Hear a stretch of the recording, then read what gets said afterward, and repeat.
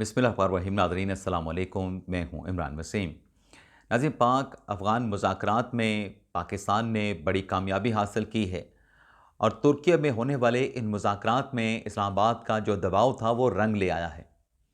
Afghan delegation के लहजे में बड़ी तब्दीली और जो भारत का प्लान था, भारत का जो खेल था, उस प्लान और उस खेल का पासा पलट गया है।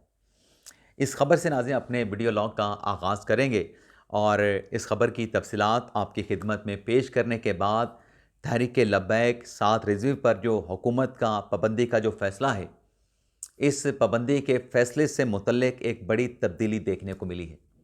वो तब्दीली क्या है और आज़ाद कश्मीर में भी जो हुकूमत है, वहाँ पर भी तब्दीली का फ़ैसला कर लिया गया है। तो आज़ाद कश्मीर में जो हुकूमत तब्दील होने जा रही है, उस मामले पर भी आप नाज़रीन के साथ तफ़सीलात डिस्कस करेंगे। लेकिन प्रोग्राम का आगाज़ करने से पहले आपसे दरख्वास्त के चैनल को सब्सक्राइब कर लें, बेल आइकॉन का बटन प्रेस करें। वीडियो पसंद आए तो इसे लाइक और शेयर ज़रूर कीजिएगा। नाज़रीन, पाकिस्तान और अफ़गानिस्तान के जो मुज़ाकरात कतर की मेज़बानी में दोहा में हुए थे, अब उसका जो दूसरा फ़ेज़ है, पहले फ़ेज़ में तो जंगबंदी को बरकरार रखा गया था, जंगबंदी को एक्सटेंड कर दिया गया था। अब जो तुर्की की मेज़बानी में इस्तांबुल के मकामी निजी होटल में जो मुज़ाकरात हो रहे हैं, उन मुज़ाकरात में नाज़रीन जो 2 सेशन हुए हैं, 5 घंटे का एक था, 9 घंटे का एक था, यानी आप यूँ समझें कि 13 से 14 घंटे तक जो है, ये तुर्की की मेज़बानी में पाकिस्तान और अफ़गान डेलीगेशन के मुज़ाकरात होते रहे। अब इन मुज़ाकरात में नाज़रीन जो गुज़िश्ता मरतबा ख्वाजा आसिफ़ साहब ने कहा था कि तहरीक तालिबान की या अफ़गान रजीम की जो क़यादत है, वो इस बात से जो इनकारी होती है कि जो फ़ितनतुल हिंदुस्तान, फ़ितनतुल ख़ारिज यानी तहरीक तालिबान और BLA के जो पनाहगाहें हैं, जो हाइड आउट हैं, वो अफ़गानिस्तान में नहीं हैं।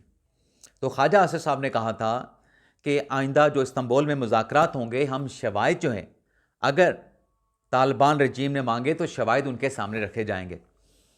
तो कल के इस मुज़ाकरात के पहले फ़ेज़ में जब पाकिस्तान ने ये डिमांड रखी कि जो TTP के जो पनाहगाहें हैं, जो महफूज ठिकाने हैं, BLA के जो महफूज ठिकाने जो हाइट आउट हैं, उनको ख़त्म किया जाए, उनके ख़िलाफ़ कार्रवाई की जाए। अच्छा, इस पे अफ़गान रजीम की तरफ से ऑफ़र ये किया गया, पाकिस्तान ने तो शवाहिद भी रखे, वीडियो भी दिखाई अफ़गान डेलीगेशन को कि ये सबूत हैं महफूज पनाहगाहों के, आप इससे इनकार नहीं कर सकते कि आपके अफ़गान साइड के ऊपर ये पनाहगाहें, ये महफूज ठिकाने नहीं हैं। अफ़गानिस्तान की तरफ से पाकिस्तान को ये पेशकश की गई कि हम इनको पाकिस्तान के बॉर्डर से कहीं दूर मुंतकिल कर देते हैं। पाकिस्तान ने इस प्रपोज़ल के साथ इत्तफ़ाक़ नहीं किया। पाकिस्तान ने कहा कि हमारा असूली मौक़िफ़ है कि इन पनाहगाहों का, इन ठिकानों का ख़ात्मा होना चाहिए। और पाकिस्तान ने वाज़ेह तौर पे कहा कि हम आपके साथ तहरीरी मुतालबा चाहते हैं, तहरीरी मुआहिदा चाहते हैं। अच्छा, ये तो पाकिस्तान का सिर्फ एक नुकाती डिमांड है और ये हम पहले भी कई मरतबा डिस्कस कर चुके हैं कि पाकिस्तान का कहना अफ़गान रजीम से इतना ही है कि आपकी जो सॉइल है वो पाकिस्तान के ख़िलाफ़ इस्तेमाल ना हो। दूसरी तरफ से अफ़गान जो रजीम है, तालिबान रजीम है, उनकी क्या डिमांड थी?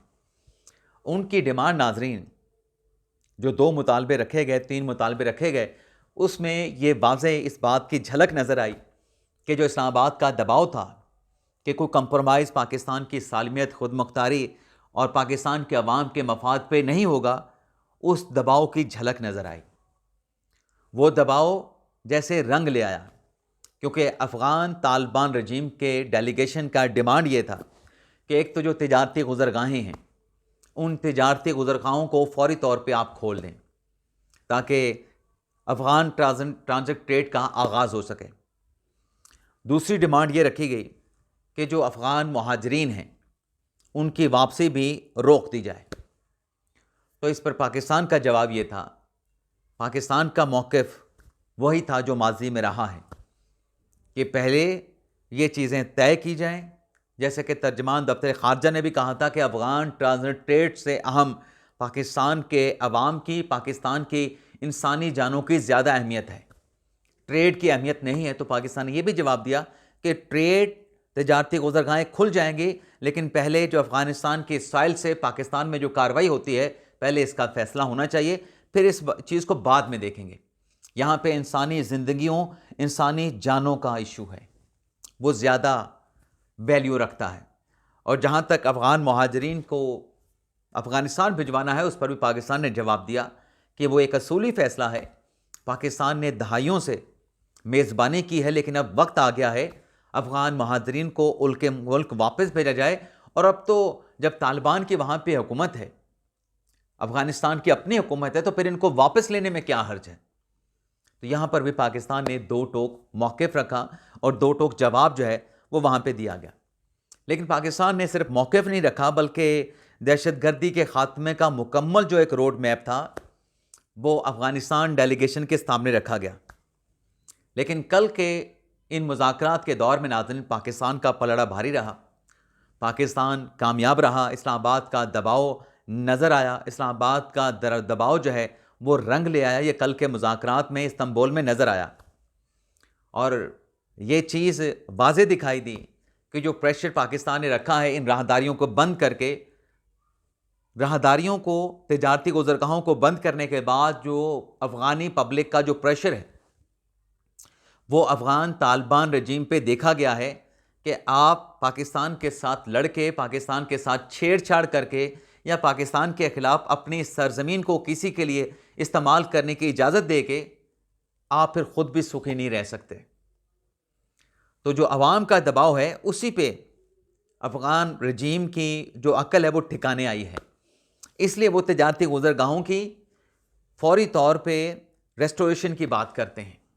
लेकिन पाकिस्तान सबसे पहले दहशतगर्दी के ख़ात्मे के मैकेनिज़्म की बात करता है। और पाकिस्तान को एहसास है कि पाकिस्तान और अफ़गानिस्तान ये हमसाया हैं, हमसाये एक दूसरे से जो है वो टूट नहीं सकते, एक दूसरे से अलग नहीं हो सकते। लेकिन ये एहसास अफ़गानिस्तान को भी करना चाहिए।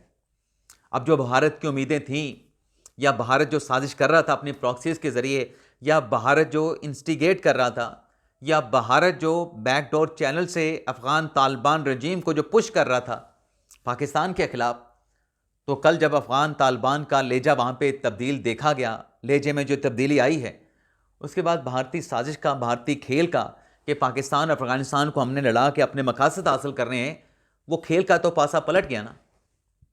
अब देखते हैं कि आज भी तुर्की में मुज़ाकरात का दौर होना है और पॉजिटिव अच्छी खबर की उम्मीद है और अच्छे की उम्मीद ही लगानी चाहिए। अब नाज़रीन आ जाते हैं साद रिज़वी साहब के मामले पे बात कर लेते हैं। नाज़रीन, हुकूमत ने जो फ़ैसला किया तहरीक लब्बैक पर पाबंदी का, अब उस पर कल के वीडियो लॉग में जैसे मैंने आपको बताया कि 30 दिन में साद रिज़वी साहब जो हैं, उनकी जमात जो है वज़ारत दाखिला से अपने फ़ैसले पर नज़रसानी के लिए रजू कर सकते हैं। अब जो रजू करना है उस पर जो भी फ़ैसला होगा, फिर अदालत का दरवाज़ा भी तहरीक लब्बैक खटखटा सकती है। लेकिन इस पाबंदी के फ़ैसले को लेकर जो पाकिस्तान तहरीक इंसाफ, तहरीक लब्बैक नहीं, इमरान खान साहब की जमात PTI जो हुकूमत को टारगेट कर रही थी कि ये पाबंदियाँ लगाना कोई मुनासिब नहीं जमहूरियत में, एक जमहूरी मुआशरे में, जमहूरी समाज में, तो इस पर अब हुकूमत ने पाबंदी के फ़ैसले से मुतल्लिक जो अपना बयानिया था, उस बयानिए में तब्दीली की है। क्या नाज़रीन तब्दीली की गई है? तब्दीली ये की गई है कि ये जो मुआहिदा तहरीक लब्बैक का तहरीक इंसाफ के साथ 2021 या 2020 में जो हुआ था, यानी 4 साल मौजूदा हुकूमत पीछे चली गई है तहरीक इंसाफ के बयानिए को काउंटर करने के लिए, कि जब इमरान खान साहब के दौर में तहरीक लब्बैक ने पुरतशद्दुद मुजाहरा, पुरतशद्दुद रैली निकाली थी, तो तहरीक इंसाफ ने उन पर पाबंदी लगाई थी। और उस पाबंदी के बाद तहरीक लब्बैक ने जो यकीन दहानी और जो मुआहिदा तहरीक इंसाफ की हुकूमत और उनके वज़ीर-ए-आज़म के साथ किया था, उस मुआहिदे की दोबारा खिलाफ वर्जी की गई है। हुकूमत क्या कह रही है कि तहरीक लब्बैक ने जो तहरीक इंसाफ के साथ उनकी हुकूमत के दौर में जो मुआहिदा किया था, उस मुआहिदे की खिलाफ वर्जी करने पे ये एक्शन तहरीक लब्बैक के खिलाफ लिया गया है। ये पाबंदी उस मुआहिदे की खिलाफ वर्जी करने पे तहरीक लब्बैक के खिलाफ लगाई गई है। तो ये एक हुकूमती बयानिए में एक बड़ी तब्दीली जो है वो नोट की गई है। अब नाज़रीन आ जाते हैं जो आज़ाद कश्मीर की बात है, जहाँ पर चौधरी अनवारुल हक साहब जो हैं उनको तब्दील करने का फ़ैसला किया गया है।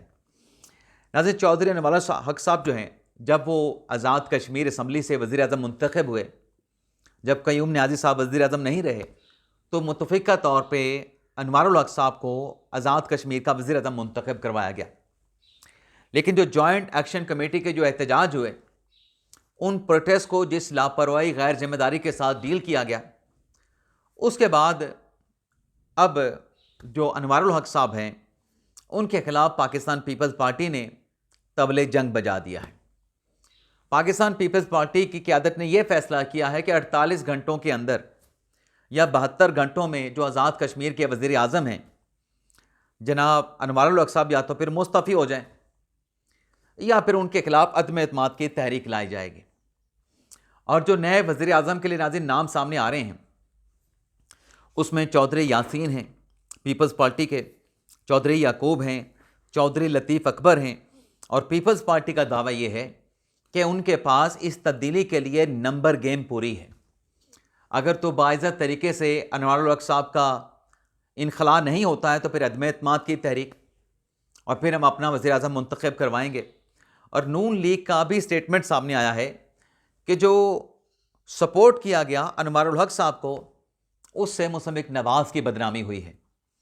अब चूंकि इस तब्दीली के फैसले के बाद पीपल्स पार्टी की जानिब से शहबाज शरीफ साहब के साथ भी रब्ता किया गया है, आसिफ अली ज़रदारी ने, तो इस रब्ते के बाद डिस्कस क्या हुआ है, आज़ाद कश्मीर में हुकूमत की तब्दीली डिस्कस हुई है। तो वज़ीर आज़म शहबाज शरीफ साहब ने भी अपनी नून लीग की एक कमेटी जो है वो तश्कील दे दी है, और उस कमेटी में राना सनाउल्लाह साहब हैं, उस कमेटी में एहसन इकबाल साहब हैं, उस कमेटी में जनाब अमीर मकान साहब हैं। अब यह कमेटी आज़ाद कश्मीर में नए वज़ीर आज़म के इंतखाब और हुकूमत साजी से मुतल्लिक पीपल्स पार्टी के साथ मुशावरत करेगी। यानी मंगल तक ये बताया गया है कि पीपल्स पार्टी हतमी अपने प्राइम मिनिस्टर का जो कैंडिडेट है उसका ऐलान कर देगी। 3 नाम सामने आए हैं।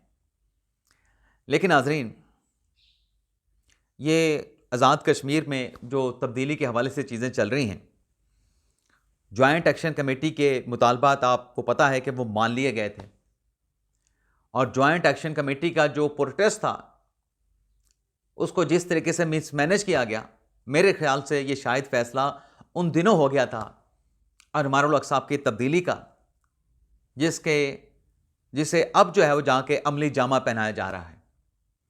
और पीपल्स पार्टी वहाँ पे हुकूमत में बैठना चाहती है, और नून लीग जो है वो पीपल्स पार्टी को सपोर्ट तो करेगी लेकिन हुकूमत में शायद नहीं बैठेगी। तो देखते हैं आज़ाद कश्मीर में क्या तब्दीली देखने को मिलती है, और इस तब्दीली से जो अवाम है, अवाम को क्या हासिल होता है, आज़ाद कश्मीर के जो लोग हैं उनका क्या फ़ायदा, उनके लिए गुड गवर्नेंस में कितनी बेहतरी जो है वो सामने आती है। इजाज़त चाहते हैं नाज़रीन, अल्लाह हाफ़िज़।